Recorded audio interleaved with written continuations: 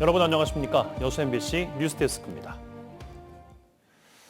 전남도가 오는 2028년 개최 예정인 UN 기후변화협약 당사국 총회 COP33 남해안 남중권 유치 의지를 국제사회에 공식화할 예정입니다.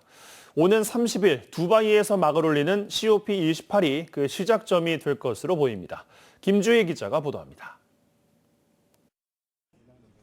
전 세계 198개 국가가 한자리에 모여 기후 관련 의제를 논의하는 세계 최대 규모 국제환경회의인 UN 기후변화협약 당사국 총회.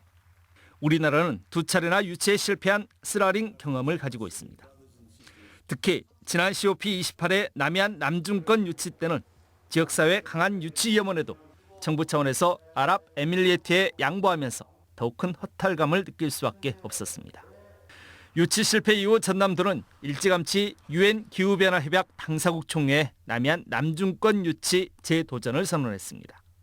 그리고 오는 30일 두바이에서 막을 올리는 COP28 자리를 통해 국제사회 유치 의지를 공식화하기로 했습니다. 도는 COP28 전남도 주간 국제포럼을 통해 여수를 중심으로 한 남해안 남중권이 탄소 중립을 위한 기후위기 대응 선도지역이라는 점을 국제사회에 알리는 데 주력할 방침입니다. 이와 함께 오는 2028년 기후변화협약 당사국 총회의 남해안 남중권 유치 의지를 강하게 피력할 계획입니다. 우리 전라남도와 여수가 COP33 개최에 아주 강력한 의지를 가지고 있다. 그런 부분을 갖다가 홍보하는 그런 계기로 삼고자 합니다. 도는 COP33의 남해안 남중권 유치를 위해 종합계획 수립을 위한 연구 용역에 착수하는 등 내년부터 본격적인 유치 활동을 위한 준비 사업에 들어갈 계획입니다. 내년부터서는 상반기에 저희가 그 유치 지원 조례를 좀 제정을 하고 또 시민 유치 추진위원회를 갖다가 발족을 해서 본격적인 유치 활동 그리고 분위기 공감대 조성에 나설 계획입니다. 현재까지 COP33의 한국 유치 성공 전망은 긍정적입니다. 오는 2028년 개최될 COP33은 아시아 태평양권 내에서 개최국이 결정되는데 경쟁 대상이 될 유치 희망국이 아직까지 없기 때문입니다. 정부도 오는 2026년 COP33의 유치 사업을 국가계획으로 승인할 것으로 보입니다. COP33의 성공적인 남해안 남중권 유치는 해양과 연안 생태 환경의 가치를 온전히 지켜낼 징검다리 역할을 할 것으로 보여 지역사회 내 관심도 함께 증폭되고 있습니다. MBC 뉴스 김주희입니다. 네, 김영록 전남지사가 순천시에 대한 적극 지원 의사를 밝혔습니다. 김영록 전남지사는 오늘 순천만 국제습지센터에서 진행된 도민과의 대화 자리에서 순천시가 정원박람회의 성공 개최를 통해 명실상부 지방자치시대 표준 모델이 됐다며 전남의 중심 도시 순천을 적극 지원해 전남 전체의 선순환이 될 수 있도록 하겠다고 밝혔습니다. 김 지사는 또 재해 위험 지역에 대한 재정 지원과 함께 도심 관통 국도 2호선의 우회 도로 건설, 정원 문화산업 적극 육성 등 지역 수건 사업에 대한 지원 건의에 대해 적극적인 지원과 검토를 약속했습니다. 세금이 덜 거치면서 정부가 지방교부세를 대폭 삭감하고 나섰습니다. 이로 인해 지방자치단체들은 그야말로 보릿고개를 맞고 있는데요. 지자체들은 저마다 허리띠를 졸라매고 내년도 위기를 준비하고 나섰습니다. 박종호 기자입니다. 3만 8천여 명 인구를 담당하며 직원 1,200명이 근무하는 신안군청. 내년도 예산 6,700억여 원 가운데 지방세 등 자체 수입은 600억 원 남짓입니다. 재정 자립도가 6.9%로 90% 이상을 차지하는 국비가 줄어들면 각종 사업은 물론 직원 월급을 충당하기도 어려운 실정. 당장 직원 출장비와 사무관리비 등 경비를 깎고 행사 보조금도 축소해 60억 원을 줄인 내년도 예산을 편성했습니다. 동아시아 인권평화미술관 건립 등 대규모 사업의 준공도 미뤘지만 지방채 발행도 검토하는 등 앞으로가 더 걱정입니다. 어쨌든 정부 세수가 안 그치니까 그거에 대해서 다 불응처리를 해버리는 건데 이런 경우도 처음이고 이제 어쨌든 그 결과로 내년에 또 지원이 더 어려워지는 거예요. 재정 자립도 6.2%인 완도군도 상황은 비슷합니다. 대부분의 현안 사업을 지방 교부세 지원으로 추진하고 있다 보니 역시 대규모 구조조정이 불가피합니다. 모아둔 안정화기금은 올해 다 소진하고 연구개발비와 각종 사업, 행정경비 등을 50%씩 삭감했습니다.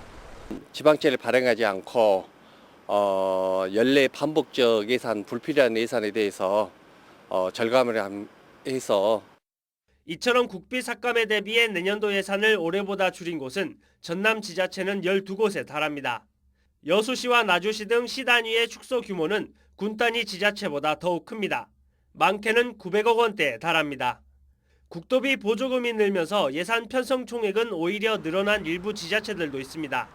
하지만 보조금은 특정 사업을 대상으로 하다 보니 실제 가용 재원은 감소해 지자체들은 신규 사업을 자제하고 기존 사업도 축소하거나 늦추는 방식으로 허리띠를 졸라매고 있습니다.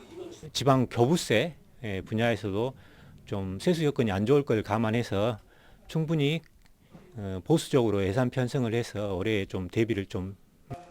정부의 역대급 긴축 재정에 지방정부 곳간까지 비상이 걸리면서 지역 경제에 미칠 영향은 적지 않을 것으로 보입니다. MBC 뉴스 박종호입니다. 시민단체의 요구에 따라 여수시가 올해 처음으로 예산안을 공개했다는 소식 최근 전해드렸는데요. 반면 대다수의 기초지자체와 광역지자체들은 예산안 공개에 여전히 소극적입니다. 문영철 기자입니다. 한 해 살림살이 계획을 파악할 수 있는 예산안은 지자체가 수립해 의회에 제출합니다. 하지만 시민들이 확인할 수 있는 건 보도자료를 통해 공개된 전체 예산안 규모와 주요 사업 정도입니다. 최근 여수시가 시민단체의 요구를 수용해 올해 처음으로 예산안 자료 전체를 홈페이지에 게시했지만 순천시와 광양시 등 다른 지자체는 여전히 비공개하고 있습니다. 내부 검토 문서라서 확정된 게 아니라서 저희가 공개하지 않습니다. 전라남도와 광주시도 같은 이유로 예산안 공개에 소극적입니다. 아직은 이제 의회 절차가 있기 때문에 사전에는 지금 아직 안 올리고 있습니다. 내부적으로 한번 협의를 해봐야 할 것 같습니다. 이 때문에 일반 시민들은 지자체가 어떻게 예산을 편성했는지, 의회 심의 과정에서 어떤 예산이 얼마나 조정됐는지 알기 어렵습니다. 정보 공개 청구를 하면 신청인에게 예산안 자료를 제공해야 한다는 행정심판위원회의 판단도 있어 오히려 비공개를 고집해야 하는 이유를 찾기 어렵습니다. 울산광역시와 충청남도 등이 지자체나 의회 홈페이지에 예산안을 게시하고 있는 것도 이 같은 점을 고려한 겁니다. 납세자인 시민에게 재정 정보를 투명하게 공개해야 될 의무가 있습니다. 굳이 법이나 제도가 개선되지 않더라도 좀 적극적으로 먼저 정보를 공개하는. 시민 참여와 지방 분권이 갈수록 강조되고 있는 만큼 예산 분야에 대한 적극 행정의 필요성도 더욱 높아지고 있습니다. MBC 뉴스 문형철입니다. 광역의원, 기초의원 의원들의 의장 활동비가 20년 만에 50만 원 범위 안에서 인상됩니다. 정부는 지난 8일 지방자치법 시행령 개정안을 의결하고 내년 1월부터 시행할 예정인데 광역의원은 월 150만 원에서 200만 원 이내, 기초의원은 월 110만 원에서 150만 원 이내로 각각 50만 원, 40만 원씩 인상됩니다. 또 기초자치단체 부단체장의 직급도 4급에서 3급으로 상향돼 인구 5만에서 10만 미만의 시, 군구는 내년부터, 5만 미만은 2025년부터 시행됩니다. 전국적으로 빈대 공포가 확산되고 있는 가운데 목포의 한 찜질방에서 빈대가 발견됐습니다. 많은 사람들이 이용하는 다중이용시설이어서 빈대 확산 우려가 커지고 있습니다.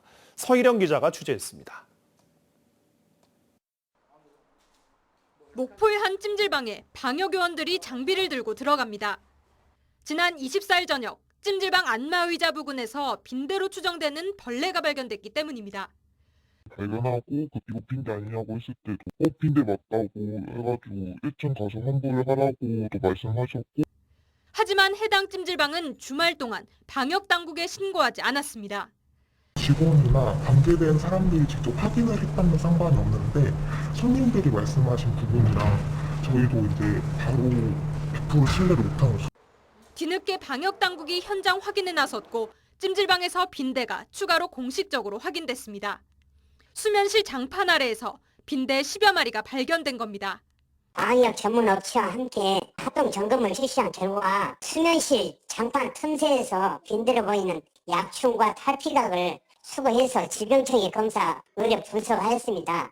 방역당국은 스팀 살균 등 방역 조치를 마쳤으며 다른 찜질방에도 빈대가 있는지 확인하고 있습니다. 지난 20일 진도를 시작으로 신안과 나주에 이어 목포까지 지금까지 전남 4개 시군에서 빈대가 발견됐습니다.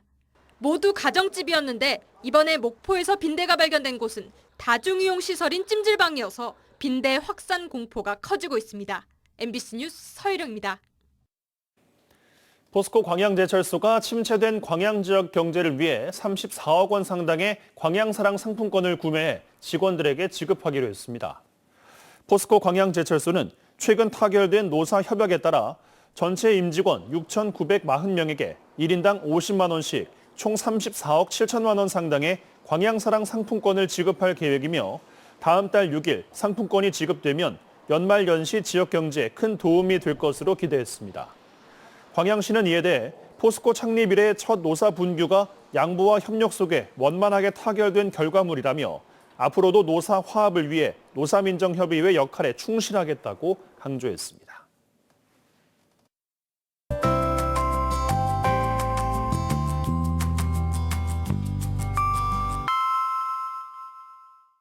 날씨와 생활정보 정리해드리는 생활포커스입니다. 전남드래곤즈가 어제 부천FC를 상대로 한 원정 경기에서 1대4로 패하며 준 플레이오프 진출에 실패했습니다. 올 시즌 전남은 16승 5무 15패, 승점 53점으로 2부 리그 7위에 머물렀습니다. 지역의 청년 예술가들을 발굴하기 위한 전남 아트박람회가 오늘 여수에서 막을 올렸습니다. 29일까지 사흘간 열리는 이번 행사에서는 다양한 문화예술 콘텐츠 전시와 미술품 경매, 토크쇼 등이 진행됩니다.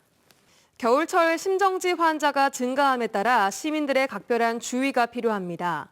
전남 소방본부는 심장에 무리가 가는 운동을 피하고 외출할 때는 내복과 귀마개 등을 착용해달라고 당부했습니다. 전남 동부 지역 오늘 종일 흐린 가운데 가끔 비가 오는 곳도 있었지만 낮 동안은 포근했습니다. 내일은 다시 겨울 외투를 준비하셔야겠습니다. 한낮 기온이 10도에 그치며 대부분 종일 한자리대 머물겠습니다. 보시는 것처럼 오늘보다 6도 이상이 낮겠고요. 모레는 영하권으로 떨어집니다. 급격한 기온 변화 속 건강관리에 유의하셔야겠습니다. 내륙 지역에는 내일 아침까지 약간 빗방울 떨어지는 곳이 있겠습니다. 비의 양은 5mm 미만으로 예상되고요. 해안 지역을 중심으로는 대체로 맑다가 오후에 구름 많아지겠습니다. 자세한 내일 지역별 기온 보겠습니다. 아침 기온은 여수가 6도, 그 밖의 지역 5도로 출발합니다. 한낮 기온은 여수, 광양 9도, 고흥 10도, 순천 8도로 오늘보다 6, 7도가량 낮아 춥겠습니다. 해상에는 구름 많겠고요. 오전까지 가끔 비가 오겠습니다. 바다의 물결은 앞바다에서 1에서 2m, 먼 바다에서는 최고 3m로 일겠습니다. 여수의 내일 만조 시각은 오전 9시 38분, 간조 시각은 오후 3시 40분입니다. 지금까지 생활포커스 송유라였습니다.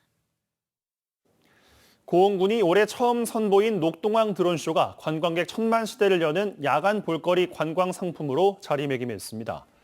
고흥군은 민선 8기 출범과 함께 도내에서는 처음으로 7개월간 매주 토요일 저녁 녹동항 드론쇼 공연을 실시했으며 지난 25일 마지막 공연까지 기상 악화 등을 제외하면 23차례 공연으로 18만 명이 관람했다고 밝혔습니다.